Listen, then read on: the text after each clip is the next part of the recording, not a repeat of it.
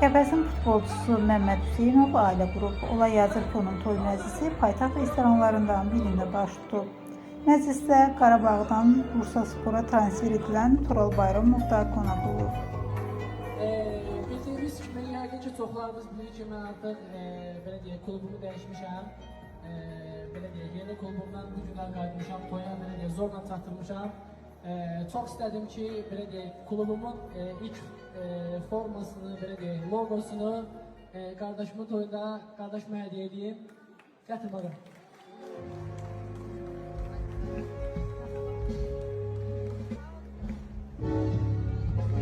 Çok güzel. Eyvallah.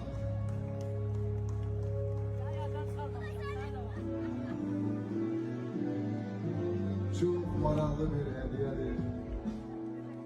Mehmet Səkinə xoşbəxt olsun.